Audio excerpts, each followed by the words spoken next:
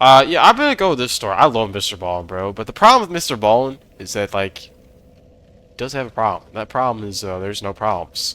I don't know why I said that there was problems. That's just cap. Okay, I hate when I use the word cap. It makes me angry. But yeah, he's known for telling crazy stories, and honestly, this one caught my interest because paranormal only. Every time he's ever told a paranormal story, bro, it convinces me because he tells them so well and has so much, like, credibility that just makes you go, wow, I wonder if paranormal's real. So Argentina officer's very credible abduction story had his colleague shook. So basically, well, the thing is, I don't know, I'm assuming it's from Argentina. And the reason why that's a thing is I don't know what they do with the police officers, if they have body cams, or I don't know what the situation is. I don't know what year it is. Is about a police officer in Argentina who encounters something totally inexplicable by the side of the road. Some have called this story one of the most credible paranormal stories that exists. Oh, so it's an old bit. It's old encounter. That's the problem. If you're a fan of the strange... So the reason why I know it's old, by the way, I gotta stop. I'm yapping. Okay, I know it, but you know, people come. By the way, people in my comment section go in there and they go, "Oh, you don't react a lot," or they'll be like, "L reaction, bro." Whatever. I'm just getting all the hate's getting in my head. Not really, but kind of. Dark and mysterious, delivered in story format. Oh, I forgot what I was trying to say. Basically, you know why this is old. The newspaper. Wait, that's a dumb reason. Oh my god, I might be the stupidest idiot in the world. Basically, by the way, stupidest idiot implies that I'm the dumbest of all the idiots, which is just ironic because that's not true at all. I'm not even an idiot. Alright, enough. Basically, I was going to say, hey, this story might be from the 1900s, like 1950s, because, oh, look, the newspaper's black and white. But the photo is not black and white, so that's a really, really, really stupid claim. I cannot believe I actually thought that in my head and actually was about to say it. Normal stories that exists. But before we get into today's story, if you're a fan of the strange, dark, and mysterious delivered in story format, then you've come to the right place because that's all we do and we upload once a week. So if that's of interest to you, please sneak into the like button's house and replace all of their new fresh produce with wax replicas. Also, please subscribe to our channel and turn on all notifications so you don't miss any of our week. Wait, does this guy have a podcast, by the way? Let me look. Did he say he had a podcast? Our podcast. Search for, oh, Amazon Music? What? That's a thing? I didn't even know Amazon Music was real. So they have podcasts as well. Okay, so he's exclusively on Amazon, bro. I'm sorry, I've never met a person say, oh, Amazon Music. Oh, whatever, I'm not going into that discussion. Notifications so you don't miss any... I don't even listen to podcasts. Podcasts. Jeez. On the night of March 2nd, 2006, a 28-year-old police corporal named Sergio Pucheta rode his motorcycle down a dirt road in rural Argentina. It was pitch black out with no streetlights, and on either side of the road were mostly open fields, interspersed with patches of forest, and there were mountains rising up in the background. There was nobody around him for miles. This was an area called La Pampa, and it was famous for its beautiful landscapes and cowboy culture. Sergio was out here patrolling for poachers, who came out here at night to trap or kill the wild cats, monkeys, and birds that often sold for lots of money on the black market. It had been a quiet night so far, but Sergio knew from experience that the later it got, the more likely it would be that he would catch someone doing something illegal. At around 10 p.m., Sergio was riding down the road towards a crossroads that locals called El Cruce de las Cañas, and up ahead, he saw the red taillights of a car. And at first, it seemed like this car was coming to a stop, but then it turned off the road and drove into this nearby cluster of low trees and thick vegetation about the size of a football field, and then these taillights disappeared. Sergio felt his heart start to beat a bit faster because he knew this had to be a poacher. Maybe, he thought, this poacher had seen him and realized he could be a cop and so was driving off the road and basically trying to hide from Sergio. Sergio sped up on his motorcycle, and when he reached the spot where this car had left the road, he pulled over and he parked. Sergio climbed off his bike and then radioed into headquarters his location and asked for backup. Then he unholstered his gun. He knew this far out, it was going to take backup a long time to get here, and Sergio had no intentions of letting these poachers get away. Sergio had a I mean, flashlight. okay, the good news, he's a good cop, right? But, bro, I'm sorry, bro. You could not pay me. It's one of those things. People ask, hey, how much money would it take to do something you would not want to do? Well, I'll tell you this. This job would take me at least, I'd pay $1 million. Actually, yeah, that's not. The problem is with these, like, I'm going off on a tangent that is absolutely irrelevant, but I'm gonna do it anyways. People say, they'll be like, how much will you, I don't know, like, suck it for? I'll be like, what? And then they'll be like, oh, you would do it for 100,000, and then they'll be like, be surprised when I say no. Like, bro, I don't know. I feel like the problem is being greedy is the problem. Like, all right, I might cut this out because of the video because this is stupid. I don't even know. I can't express myself right now. So great reaction. Ooh, expression, But he expression. didn't bother to take it out because he didn't want to give away his position. But in the darkness, Sergio was having a really hard time finding where in this vegetation the car had gone. There were no broken branches or How crushed did bro bushes. get away? I mean, That's the the real entire question. vegetation looked completely uniform and intact. And so Sergio, with his gun drawn in front of him, began pacing along the shoulder of this road, looking for tire tracks on the ground. But after looking for a while, he couldn't find any. Like there was no indication that a car was ever here or drove into this vegetation. And so eventually, Sergio just stopped and listened. He figured the poachers could only have driven a little ways into the trees before stopping. Oh, he and so drove into hoped to hear oh. them. See, I thought this was an open field. I didn't know it was a forest on both sides. That's even weirder. Because now you think about, like, if a car drives into a forest, like thick forest, like the background, I'm assuming, like, bro, there's gonna be loud noises, and you're gonna hear like the trees being, like, branches breaking, you know? Moving around. But as he stood there, all he could hear was the sound of the wind rustling through the trees, the crickets and cicadas chirping and buzzing, the hoots of owls, and the long, strange chirring sound of birds known as nightjars. Sergio knew if he Oh my god. That's a very interesting bird. It's got owl eyes, but it's got like whiskers for some reason. Why? Yeah, why does it? Okay, it's probably related to cats. I don't know how it's possible cats and birds do not go together. But you know, actually, that's not even how I'm so slow. Today is like not my day, bro. Evolution does not work like that. It's not like, oh wow, a cat and the stupid bird start mating and ooh, they produced a cat bird. Like that's not how that works at all. Oh my god. wanted to catch these poachers, he couldn't just sit here all night hoping they made a noise. So he took a deep breath, stepped off the road, and made his way into the trees. He walked quickly but carefully, moving branches aside with one hand and holding his gun with the other, constantly scanning left and right for any movement or light. And when he was about 100 feet into the trees, he finally saw something. Out of the corner of his eye, he caught a glint in the darkness. And for a second, it almost looked like moonlight reflecting off of something metal. And so Sergio thought, that's got to be the car. I've caught them. They're right here. Oh nah. But when Sergio turned to face them, he immediately realized there was no car. What he saw was so jarring, so terrifying that for a second, he just stood there frozen to the spot. And as he did, the sounds in the forest began to amplify all around him, and he felt this panic building inside of his chest. Okay, bro. He wanted to... This is giving me goosebumps. What? Just tell me what it is, bro. I get goosebumps over the stupidest stuff. That's somewhat scary. It's like the idea of what could it be. scream, but when he opened his mouth, no sound came out. A few minutes later, an off-duty police officer come who was friendly on, with Sergio bro. Tell was me. heading to bed in his home when his phone rang. He looked at the screen and saw it was Sergio calling him, so he opened his phone and said hello. But Sergio didn't say hello back. Instead, in a voice that was unusually cold and monotone, Sergio just said, "Come to Las Cañas. You know what to do." And before this other officer What? could ask Sergio what he meant, what's going on here, the line just went dead. The officer tried to call Sergio back, but Sergio didn't answer. The officer really had no idea what... You've been missing streams because you got a girlfriend. Congratulations, bro. Congratulations. Your dad is named Sergio. That's crazy. Bro, one of the things is I'm worried if I ever get a girlfriend, which is a big what if because I'm too scared to talk to girls I actually like.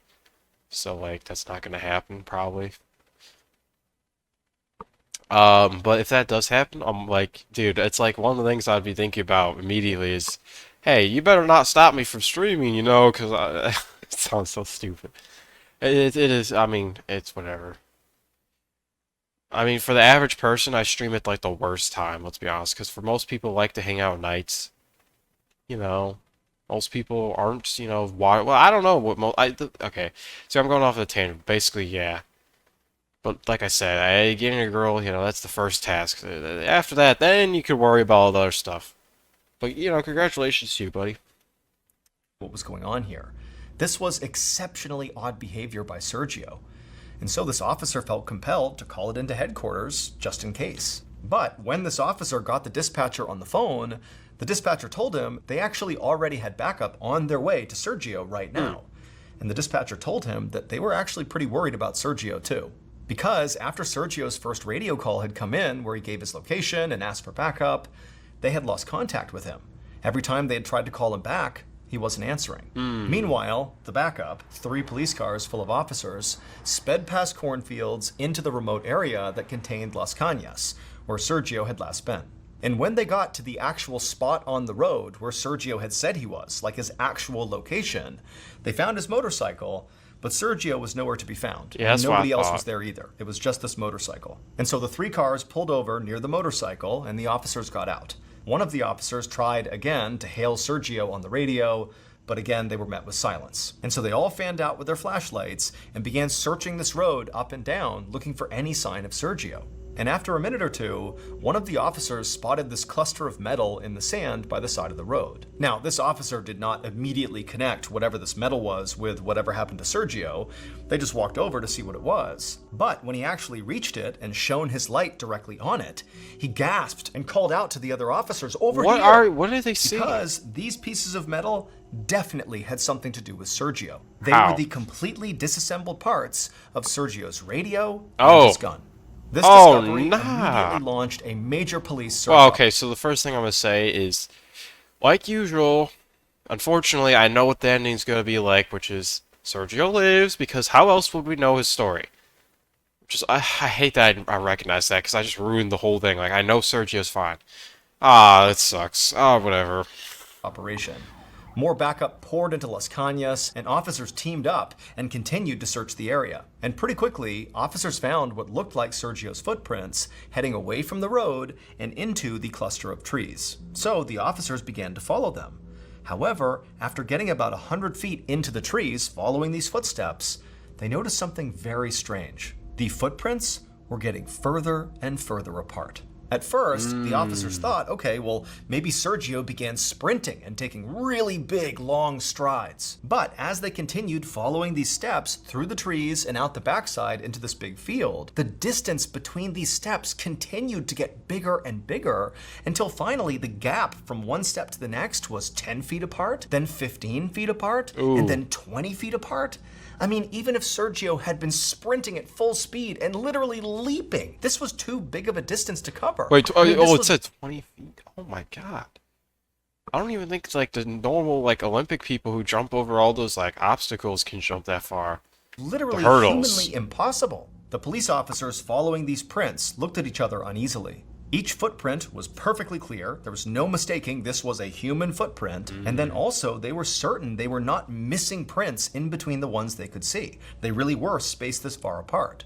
The officers had been talking to each other when they began following these prints, but now they just walked in silence. For more than 1 mile, they tracked Sergio's bizarre, seemingly impossible trail through open fields and trees until they arrived at a cornfield. And then suddenly, the trail of footprints just stopped. It was like Sergio had pushed off his right foot and then just vanished.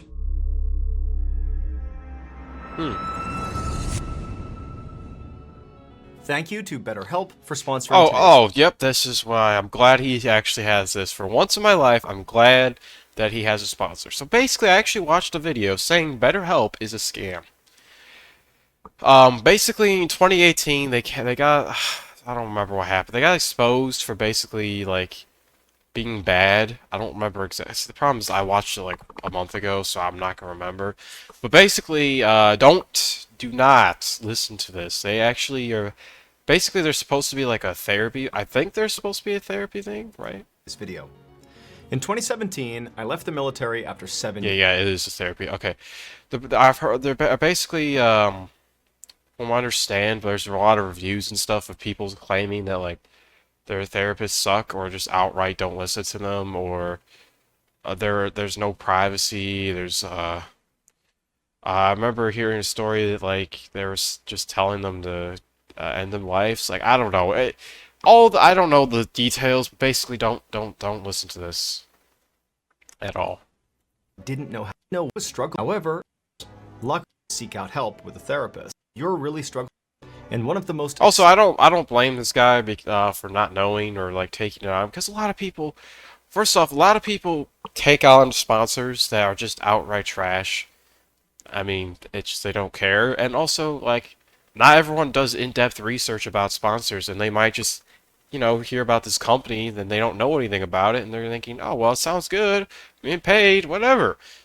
Because most companies don't have this big of a problem where they're like literally were literally destroyed, but somehow recovered. I don't even know how they made recovery, because I heard 2018 they were shut down or something. I don't know. I really don't know. For the therapist, switch to another one who is. Their customer support team is always there to help you. So if you're struggling and thinkhelp.com. The search for Sergio went on all night, despite the fact that it started to pour at around 2 a.m. But the officers never gave up. However, beyond those footsteps, they never found any other trace of Sergio. And there was one other thing police couldn't find. There was absolutely no sign of the poachers that Sergio had called in before he had vanished. There were no tire tracks from any vehicle other than Sergio's motorcycle. There was no broken vegetation or anything like that. It looked like no car had ever been driven into these trees. And there were no signs of any kind of struggle either that would explain why Sergio was gone and why his gun and radio were disassembled by the side of the road. The whole situation just made absolutely no sense. At 4:30 p.m. on March 3rd, 2006, so roughly 18 hours after Sergio had disappeared, a farmer was walking on his property about 12 miles away from Las Cañas when he looked up ahead and he saw this dark figure sitting by the side of the road. The farmer squinted to get a better look, and the figure looked like a man, but he was all curled up into a ball and he was sitting in the mud. Now, keep in mind, this area is like in the middle of nowhere, and so this farmer did not get a lot of people passing through the area, and so to see anybody was pretty rare, let alone what he was seeing now. And so, feeling curious, the farmer called out to this man, but didn't get a response, and so he just started walking towards him. And when he got up close, he saw this man was a police officer in full uniform. He had his knees pulled up to his chest with his arms wrapped around him, and his head was buried in his lap, and so the farmer couldn't see his face. And weirdly, even though it had only recently stopped raining, and the ground that the officer was sitting on was still wet, this man was totally dry. The farmer leaned down and gently put his hand on the man's shoulder and said, "Sir, are you okay?" But the officer didn't react at all. He just stayed there motionless, head in his lap, the uniform, not reacting, totally silent. And this was just too strange. The farmer backed away, took out his phone, and he called the police. It didn't take long for the police to show up and identify this seated police officer as Sergio Pucheta. But Sergio wouldn't talk to the police any more than he would speak to the farmer. He didn't appear to be physically injured, but there was definitely something wrong with him. So the officers called an ambulance and they summoned Sergio's boss to see if he could get Sergio to respond. And when Sergio's boss showed up, he was able to coax Sergio up off the ground, but still Sergio wouldn't speak.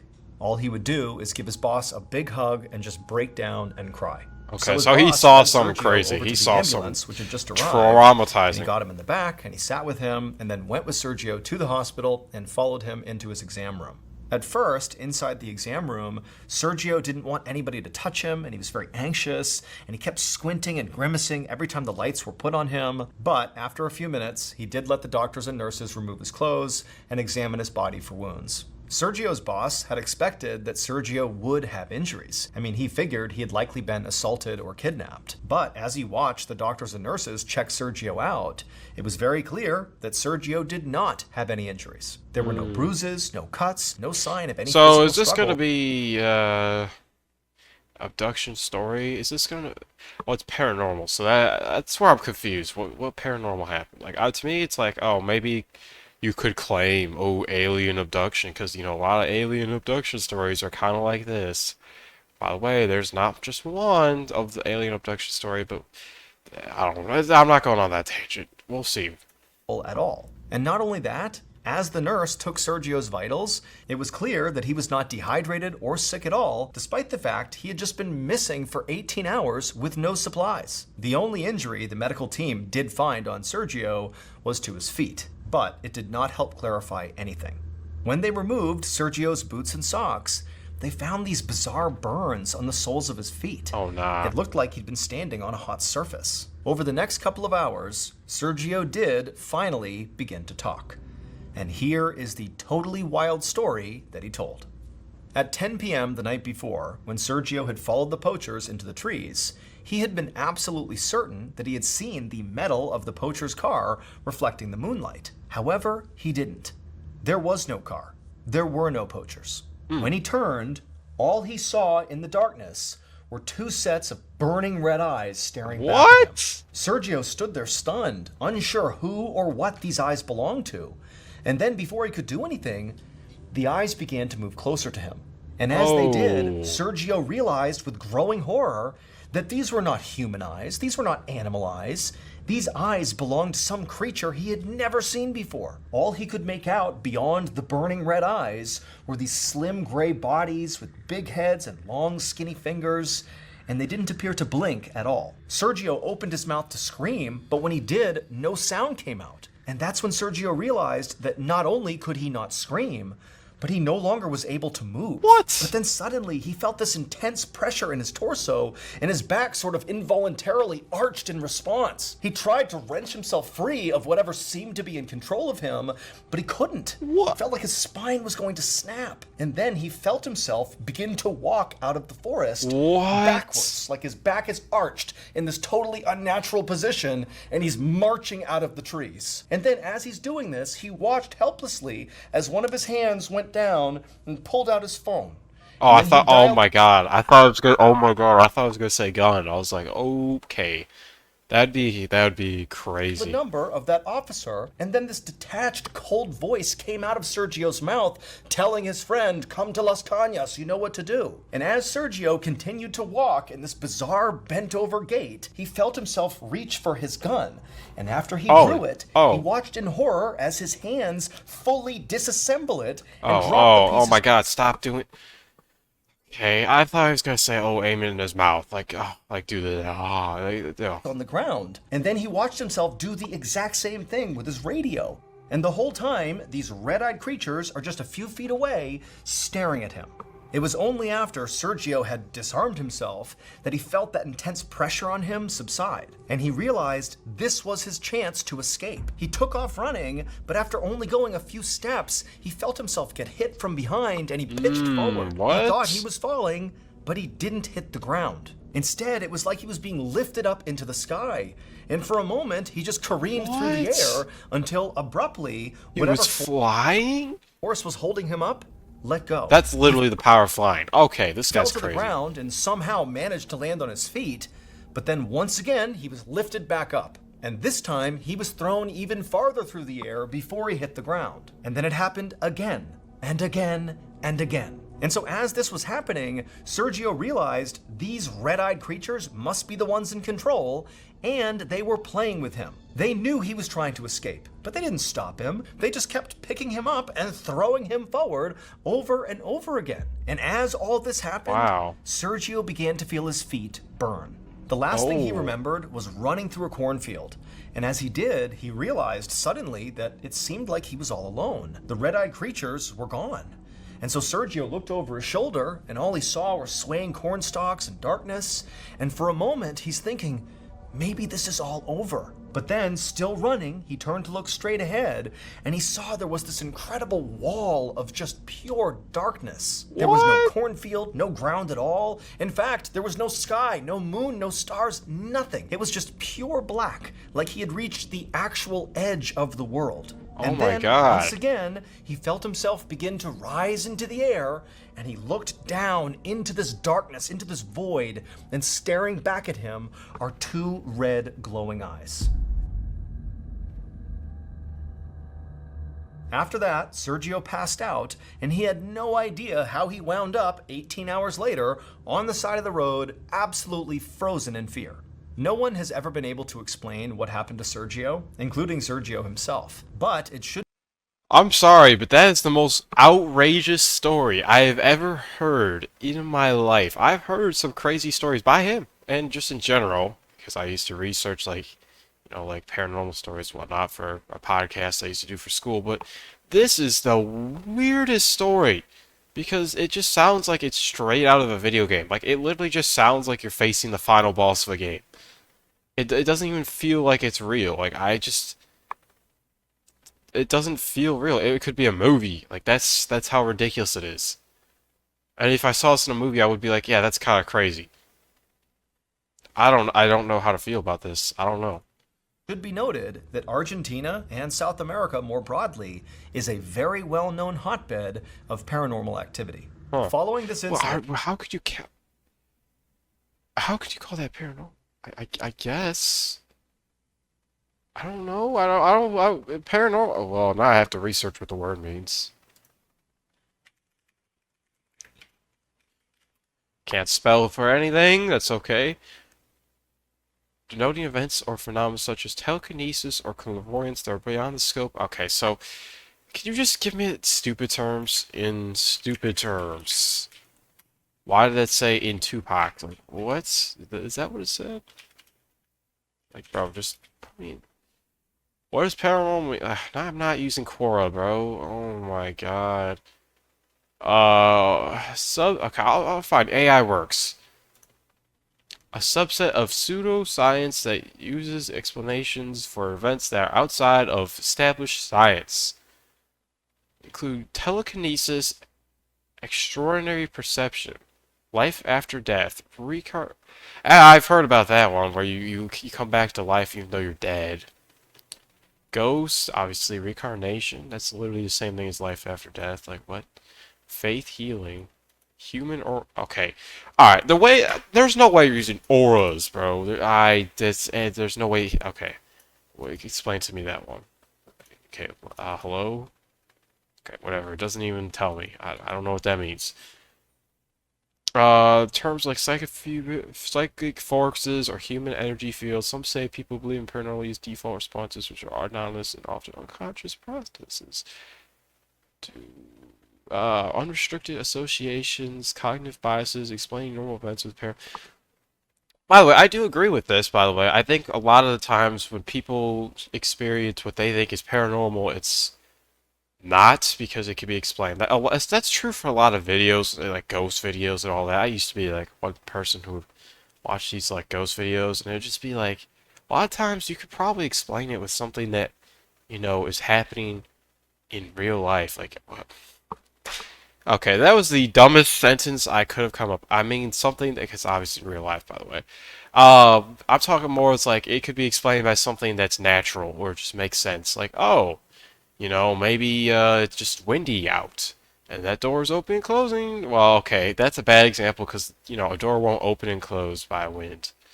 But like, oh, the door shut really fast. Like, you know how many times I've had that happen? Because there's just a lot of wind in the house. Like, come on. I don't know. But yeah. So basically, where's the videos? The problem is I have no idea where the video is. Oh, it's right here. I'm slow. I don't know how to feel about this. I really don't. I don't know what to say because most paranormal stories are not like this. I wouldn't define it as paranormal. It's just real. But like at the same time, I'm skeptical because why has no one else ever experienced this in their life? Who knows? I mean, he did say there's hundreds of stories, so who knows? Sergio was so traumatized that he retired from the police force. To this day, cops and locals still report seeing strange lights in and around Oh, Los oh. Okay, so yeah, I mean that story could be real. It could be. Well, I think the thing that makes it so like possibly true is the fact that one, they found like burns on his feet, which he claims that they got that from randomly, but like from the you know the creatures, which who knows if that's true or not. But the other thing is like, I mean the footprints, you know, like how they're stretched out so far, it's inhuman. Like I don't know. Cañas. And now, here's a clip from the latest episode of Run Fool. Enjoy. Okay, I'm not. The earworm? Okay, so, I'm sorry. Oh, but he's on Spotify. Oh, he's on Apple Podcasts. Wait, what? Is that Radio? Are you serious? Okay, no, enough. I'm not falling for that.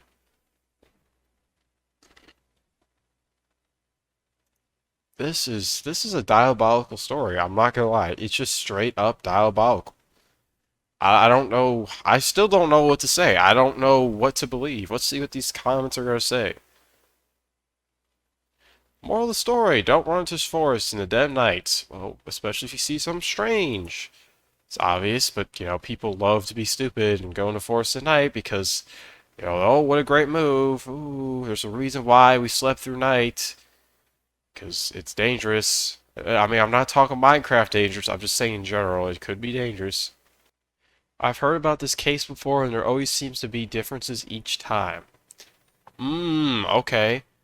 Pucha? Who the heck is Pucha? I've previously seen lights and even recorded them, with the Lost Papa's minister actually requesting a copy of his video the very night Pucha disappeared. Okay, so I don't think that was his name. I think his name was Sergio, bro.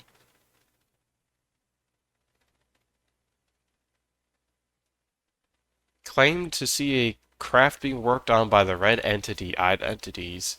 Fired a warning shot to scare them. Okay, why is this why was that not included? I don't know. Was dismissed due to trauma interfering with his abilities, not retiring.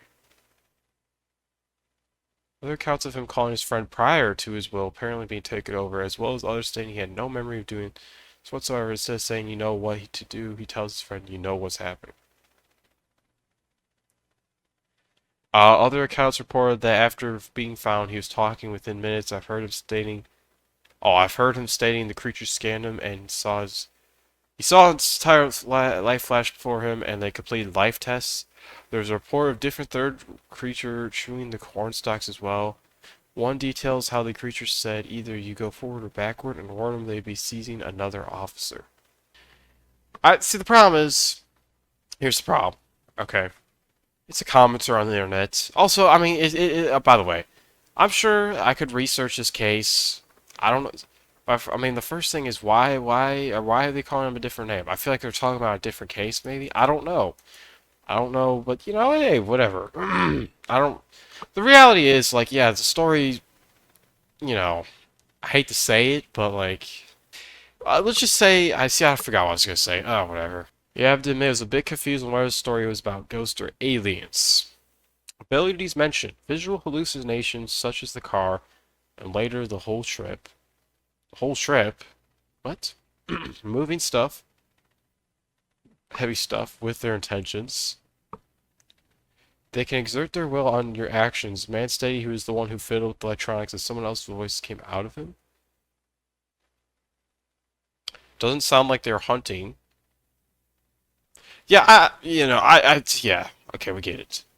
Yeah, I mean, I think the thing about it is like, bro, I feel like most people would hear about this like thing if it was a common thing, but maybe they just decided, oh, I'm gonna toy with one guy and go extinct. To me, this sounds more like aliens, but you know, aliens are just unidentified creatures, so let's be honest, it literally fits the description perfectly. No, I'm not. I'm not talking about aliens though.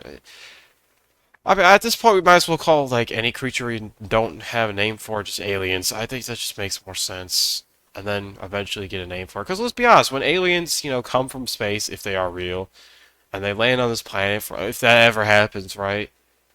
we're gonna call them aliens for the first like 5 seconds, and then we're gonna change their name to like Hoopa Doopoo. It's a horrible example, but you know what I mean.